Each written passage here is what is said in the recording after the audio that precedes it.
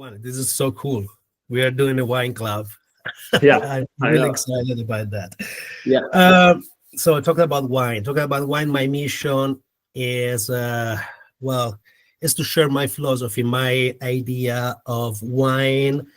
And now are many years that I'm trying to help wine lovers to discover that in Tuscany, but in Italy in general, we have thousands of small producers that make superb wines that are for now almost unknown to the general public.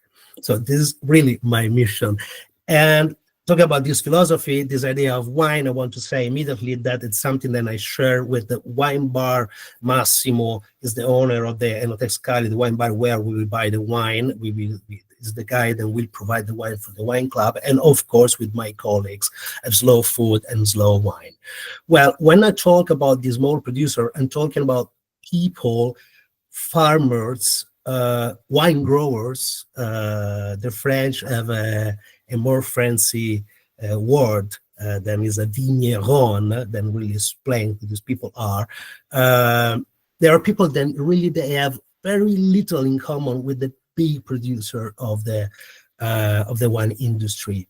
I'm talking, of course, about the numbers of bottles, millions versus thousands, but I'm talking mainly about the philosophy of the wine making process.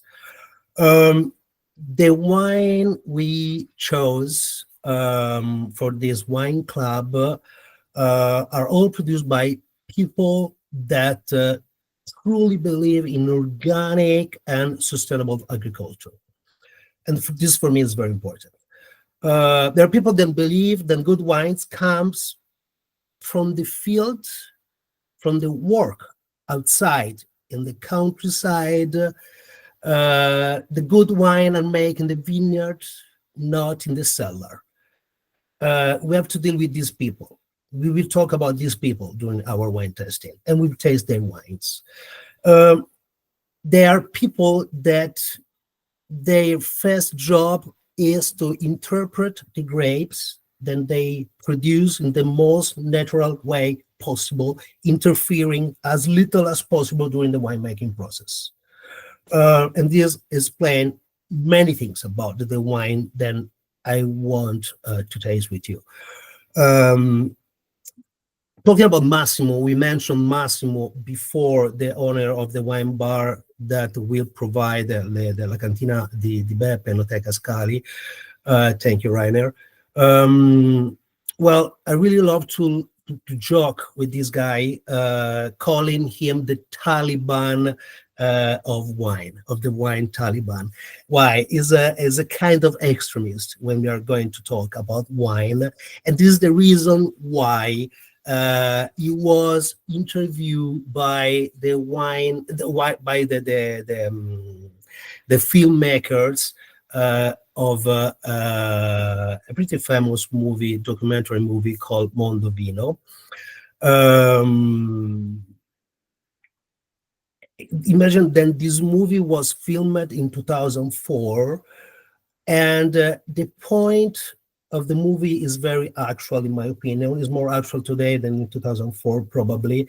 You will see that this movie is a little bit extremist, like Massimo, but the message that they provide, the main point of the movie is very important. I want to talk about this because it's also something that I agree completely. So what they want to do and what I want to try to do with my career in the world of wine is try to highlight the difference that exists between winemakers who dedicate their lives to the vineyards, to the work on the field, and people and winemakers that see the vineyard as a way to make money. Don't misunderstand me. If there is no reason to say then the people that want to make money with wine are doing wrong things, but the philosophy between these two kinds of people is enormous.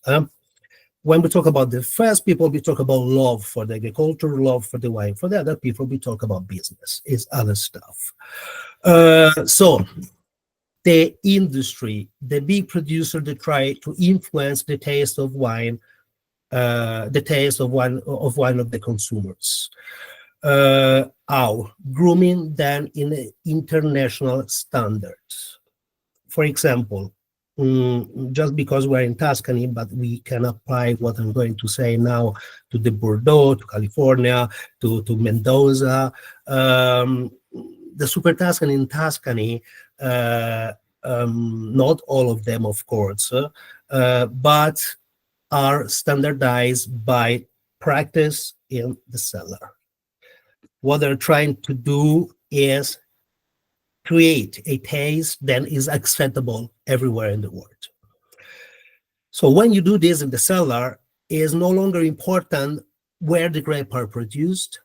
It's no longer important the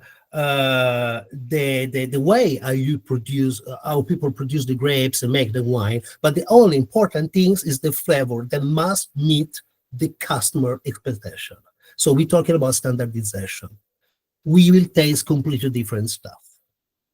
I call this kind of wine soulless wine, wine without soul. By the way, what we will do in practice during our appointment, we will talk about the variety of the grapes that we will taste, mainly Sangiovese grape. We'll talk about the territory, the geology, the history of the areas, the style of the winemakers, the life and the personal history of the family of the winemakers. Then it's very important too, because according to this, the kind of wine change and the philosophy also change.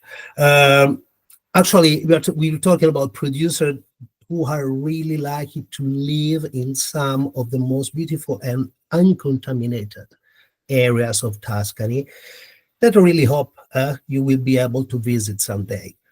Well, we will taste this wine together. We will talk about the characteristics of the various wine. Again, just to be completely sure, the wines I choose are not easy to find, even in Tuscany. It's very difficult to find because the production is very small, and also because they are collected by wine lovers. Actually, they're hunted by wine lovers. A small example, we will taste 12 wines. One of these, and wine that I love, is called Caccialupi. Well, the producer make only 1,300 bottles of this wine. 1,300 bottles. So, nothing. So I'm really excited about this experience.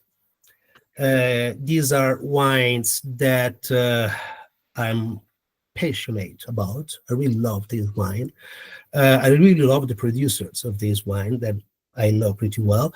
So I'm really looking forward to sharing this wine with you and what I know about this wine with you.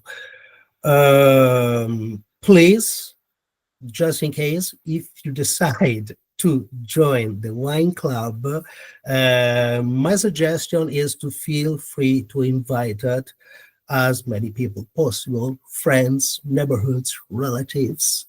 Also because keep in mind, then we will open 3 bottles each tastings, and well, it's up to you to decide if you can drink 3 bottles or you on, or if you want to share some of this wine with other people. So I know I'm talking too much, so thank you for joining us today, and I really hope that we will see you again, maybe with a glass in our hands. Okay, thank you guys. Thank you.